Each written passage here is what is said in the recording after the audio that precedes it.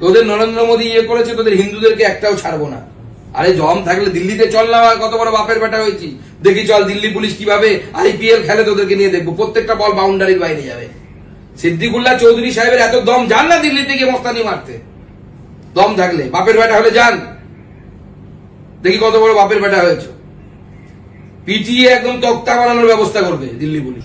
না না, সে তো ভয়ঙ্কর পরিস্থিতি জেলায় জেলায় তৈরি করা হচ্ছে। আমার জেলার আমি ভিডিও পেয়েছি, আমি পুলিশকে দিয়েছি, আমার তরফ থেকে পুলিশকে জানানো হয়েছে যে এই এলাকাগুলো মুসলিম অধ্যুষিত, সেই এলাকাগুলোতে এইভাবে ডিস্টার্ব করার চেষ্টা করা হচ্ছে এবং উদ্দেশ্য পরিষ্কার ক্লিয়ার।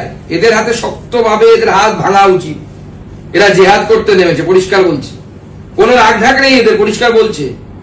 হিন্দুর মাকে কি করবো, মহিলারা বলছে, তাদেরকে গিয়ে বলেছে। বলছে যে গোটা ঘটনাটার পিছনে বহিরাগতরা রয়েছে, তাহলে পুলিশ কি করছে? বহিরাগত মানে কারা?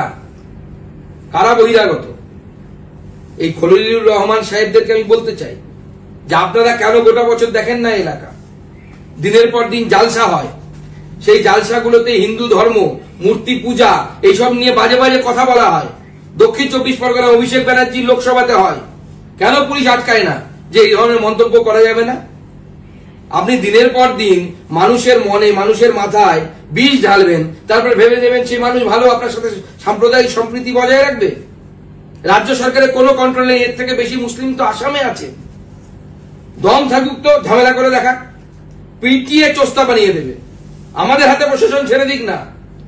এই সিদ্দিকুল্লাহ সাহেব বলেছেন না আধা ঘন্টা লাগবে না, আমি বলছি সিদ্দিকুল্লাহ সাহেবকে বাড়ি থেকে বেরোতে দেবো না, প্রশাসন আমাদের হাতে ছেড়ে দিক।